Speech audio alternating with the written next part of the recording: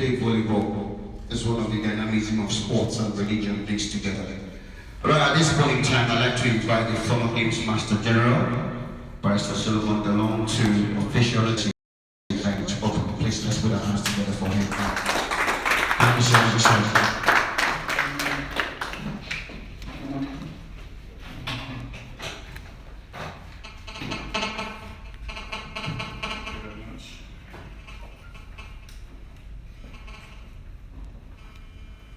Let me protect myself from running the list of protocol. Begin by saying eminent personalities on the high table, especially the essays, the Honorable Minister of Youth and Sports Development, distinguished ladies and gentlemen of the pen profession. Let me, with special reference to my friend and former chairman of SWAN,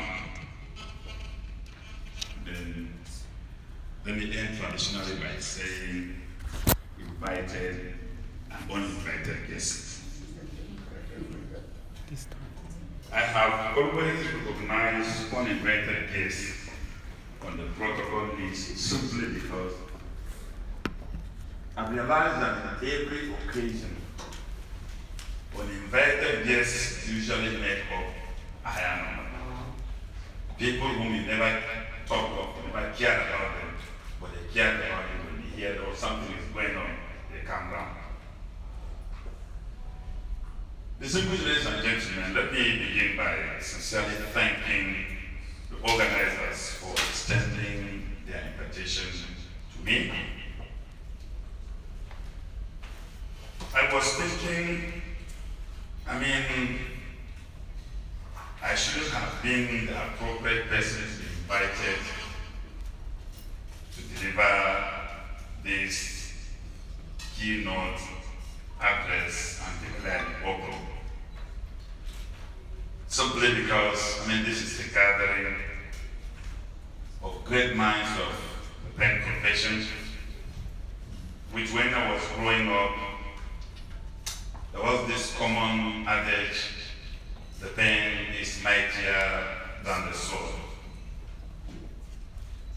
And we grew up with this while in secondary school. That was the belief. Journalism is a very, very critical component of a society. Journalism is not only an aspect of contemporary civilization. Even in our traditional system before the pre-colonial era, there were people who were playing the role of informing people, passing credible information. Journalism is foundation on disseminating credible information.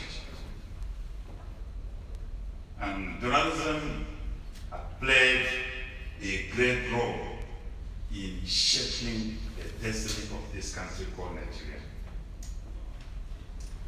Those of us who came from the other side of the divide, we are usually referred to as activists when it is convenient. Sometimes we are criminalized when it is not convenient. Believe that, minus the media, our democracy today would have remained an unattainable, hopeless project. Because the political class have already negotiated our democracy, and they were more comfortable with the military dictatorship because they were patronizing contracts, they were moving around with convoy, they were living in choice areas, and so they were not concerned about Nigeria. But it was the media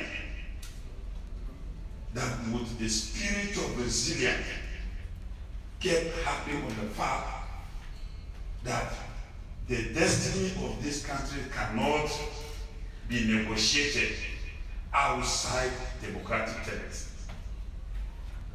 So many of your colleagues lost their lives in the struggle. Some were even sentenced, taken to prison. Some of us on the other side who were activists were also fortunate to join them in prison just for this singular crime of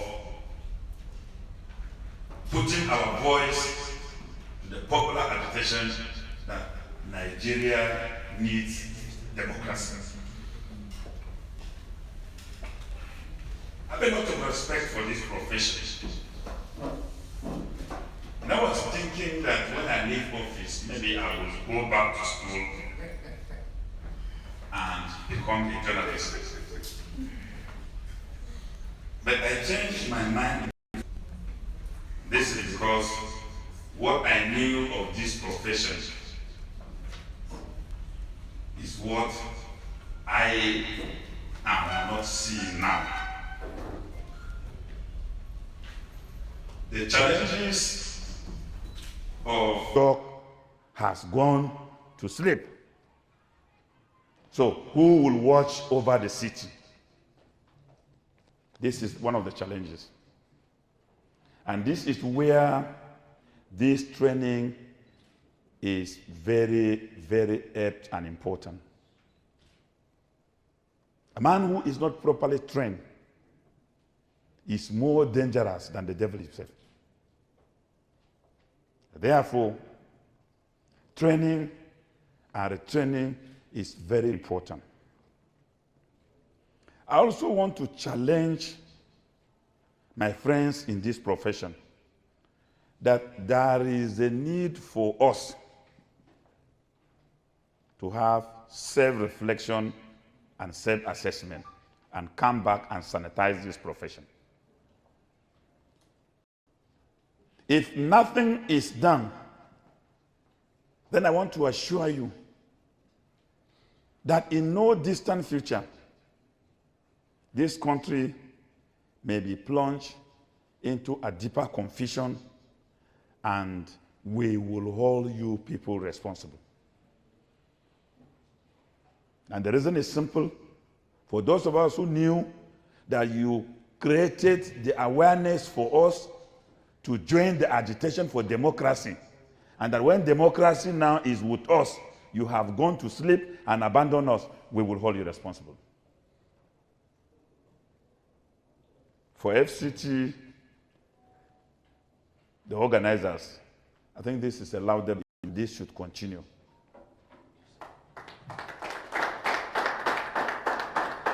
It's not going to be popular because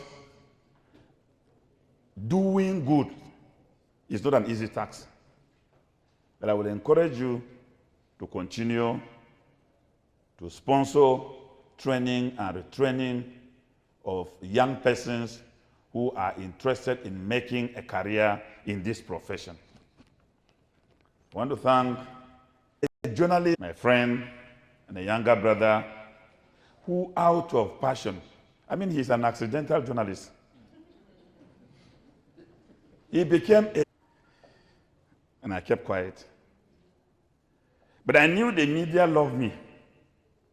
Because if the media didn't love me, they would have not criticized me. And I still sincerely believe, that the barrage of criticism I received from the media kept me on my toes and assisted me very well in trying to give in my best while I was a minister. Therefore, criticism is very, very important and critical in waging and gauging the actions of leadership. But if there is silence in the graveyard, then leadership will be misled to believe that it is doing well when even it is not doing anything. And at the end of the day, the society will suffer for it. So I, as a person, indeed, I am grateful for that support. Even though many saw it from a negative perspective, but to me, I consider it as an act of love. Because as a person, I am a critic. I criticize people and I criticize action. Even while in government, I was criticizing from within. I was criticizing, I came into government. In government, I still criticize things that are not good. And now in government, I will go back and wear my regalia. I will still criticize what is not good. Because I believe criticism is the best. Let's come together, rally around, chart a new course, and support leadership in Nigeria so that this country can develop. I mean, with these modest words from me, it is my honor and my privilege to declare open the Football Association organized for the training of young minds in this profession to the glory of God. Thank you very much.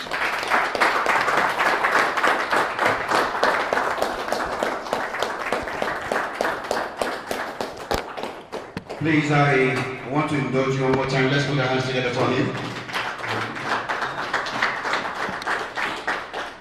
Thank you so much, former Games Master General, that's what I call him, Barrister Solomon Dalong, for declaring the event open. With less than 15 countries in Africa and 6 outside, including America, London, and Germany. Yes, he was the head of politics in NTA headquarters also for 8 years. He was in NTA International as head of news, NTA Ibadan Network Center head of news before he became the general manager of sports and TV. I don't want to talk about his private life. Please, distinguished ladies and gentlemen, members of the Fourth Estate of the Realm, let's put our hands together for Mr. Femi Johnson. Please keep clapping for him until he comes here.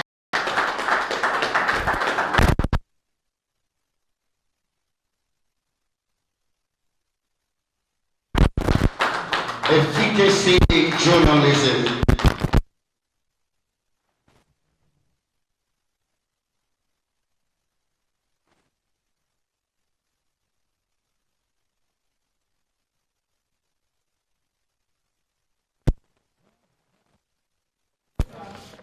Good morning, all. Good morning. I don't like the face I'm seeing. I don't like the response I'm getting. So I want an adjustment to that. Good morning, all. Good morning, sir. I think that's better. We're going to go straight to the reason why we are here. I have just 40 minutes to spend with you. I'll try as much as possible to be brief so that I can tackle what I have before me. Challenges begin. I have some questions to pose to you first. When I ask the question, don't bother to answer, just answer inside, you. And the first question is, why are you in this profession? The second goes thus, do you believe in this career that you want to enter into? The third is, what are your future plans in this profession? The second to the last, do you actually have passion or flair for this profession? And the last but not the least is, are you dynamic in writing and how prolific are you? When you look at all these questions that I've just posed before you, if all of them are in the affirmative, then I will say you are in the right direction.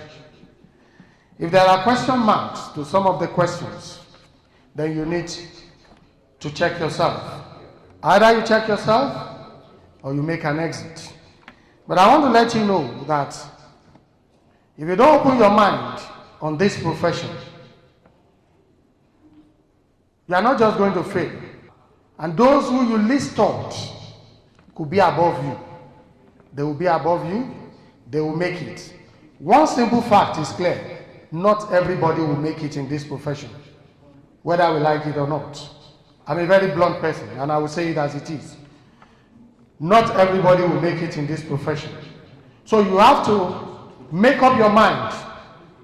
If you actually want to make it, passively, once in a while, they are named, they are seen, and before you know what's happening, they fade out gradually. But because that's not the reason why I'm here, though part of it, I want to go straight into why I'm here so that I can equip you with what you need to get to the top of this profession. One thing gladdens me here today. When you see the SA media, we have had a lot about each other in so many ways. I will say we are seeing again after a long time, but we keep constant communication. Victor is there. We have had a lot. We have met in several assignments, both internationally and nationally. We are meeting here again. Look at the representative of the minister and equally our former minister. So one good thing this profession will give you is consistency in terms of those who are making it in the profession. But if you are not consistent, automatically you will miss out, you will lose out. So the first thing that you need, if you want to be a good journalist, is to put God first. If you don't put God in this thing that you are doing, one way or the other, circumstances will come in. One way or the other, situations that you cannot help will come in. One way or the other, things that you least expect will equally come in. So I will advise, please put God first, so that He can direct you, so that He can take you to that level, and so that He can make ways for you when it's even bleak and when it's not going very well. The second thing I want you to have, if you want to make it, is, do you have a laptop? It's possible you don't have. If you have a laptop, you've scored 100%. If you don't have, you can get your phone. That's 80%. That's 70%. What I'm saying you should have it is not just this type of jotter. It's a big one, like a diary. That is going to serve as your guide as you start. I'm talking to beginners first. Those who have become, let me say, my bosses, those who have made way in the profession, whether they have jotter or not, they have made way. But for those of you coming in newly, go and get a diary. The diary will back you up in future. The diary will back you up in 2 years' time. It will back you up in 5 years' time. It will back you up in 10 years' time. Simple. There are some facts and there are some records that you need to keep if you want to be a good journalist or if you want to be a good sports journalist. If you don't keep facts and you don't keep records, you can never make it in journalism and in sports journalism. You cannot. Because what distinguishes you is what you bring out that is different from what I've had. That is different from what people have had. Uniqueness in what you are bringing out. Information that people have not known. That is what stands you out. Not what I've known. You are covering a football match. The football match is between Plateau United and MFM Football Club of Lagos. A good sports journalist will be able to tell us how many times have these two teams met in the past. How many times has Plateau United won? How many times did they draw? Who lost more? Is it Plateau United? Is it MFM? A good sports journalist should be able to tell me the last time Plateau United came to Jos or came to Lagos. Even though they did not meet MFM, they met one team. And the team they met, this was the score. That's why your jotter will be very useful. anything involving anybody, any person, any club, any player, any coach, you hear it, put it on record.